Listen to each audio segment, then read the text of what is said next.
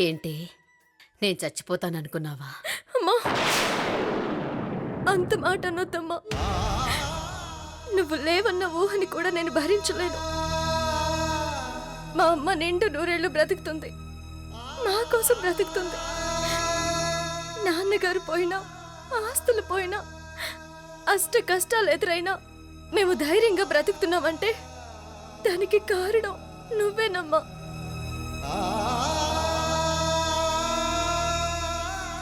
నువ్వు మాకు తోడుగా ఉన్నావన్న ధైర్యమేనమ్మా. ఆ దేవుడు మాకు మిగిల్చిన గొప్ప ఆస్తివి నువ్వేనమ్మా. అలాంటి నువ్వే లేకపోతే మాకు లోకమే అక్కర్లేదు. మేము నీతో పాటే వచ్చేస్తాము. అపర్ణ, ఏంటమ్మా మాటలు?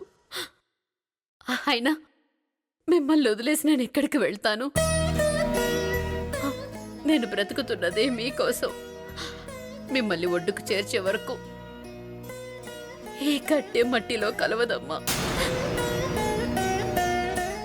అందుకే ఏ దేవుడో మనిషి రూపంలో వచ్చి నన్ను కాపాడి హాస్పిటల్కి తీసుకొచ్చాడు. 2 నిమిషాలు లేటుగా గనక తీసుకొచ్చుంటే మేం కూడా ఆమెను కాపాడలేకపోయేవాళ్ళం. లేదంటే అపర్ణ, మన కుటుంబం మొత్తం అతనికి రుణపడి ఉన్నామమ్మా. అవునమ్మా, అతనికి రుణపడి ఉంటాం. అమ్మా, అమ్మా! అయ్యో, అమ్మా, అమ్మా! స్నేహ, నీకేం కాలేదు కదా? నేను ఇలా చూస్తుంటే ఏడుపు వచ్చేస్తుందమ్మా. అసలు ఎవరమ్మా నీ చైన్ లాగిన వెదవా?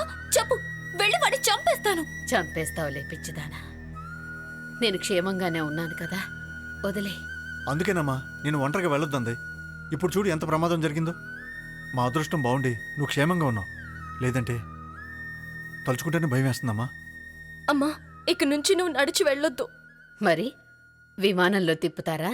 ఏమక్కర్లేదు, ఊర్లో ఉన్న మన కార్లని ఇక్కడికి తెప్పించేస్తాను. లేదంటే నీ కోసం ఒక కొత్త కారు కొంటాను. ఇక నుంచి నువ్వు కారులోనే తిరగాలి.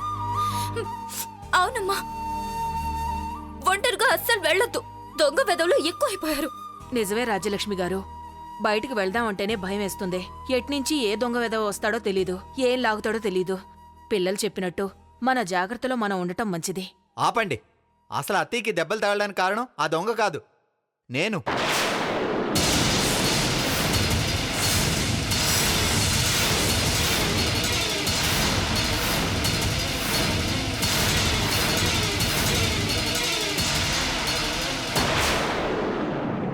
అంటే ఆ చైన్ లాగింది నువ్వా? చిచ్చి, నేను కాదే. మరి దెబ్బలు తగలడానికి కారణం నేనే అంటున్నావు? అంటే డైరెక్ట్ గా దొంగ కారణం, ఇండైరెక్ట్ గా నేను కారణం. కాస్త అర్థమయ్యేలా చెప్పరా. ఇప్పుడు గుడ్డొచ్చిన వేళ బ్రెడ్ వచ్చిన వేళ అంటారు కదా. అది గుడ్డు బ్రెడ్ కాదురా, గొడ్డొచ్చిన వేళ బిడ్డొచ్చిన వేళ అంటారు. అది ఓల్డ్ అని కొంచెం కొత్తగా ట్రై చేశానే. ముందు విషయం చెప్పరా. ఓకే ఓకే, ఇప్పుడు నాకు తెలిసి మా పెళ్లికి పెట్టిన ముహూర్తంలో దోషం ఉందే.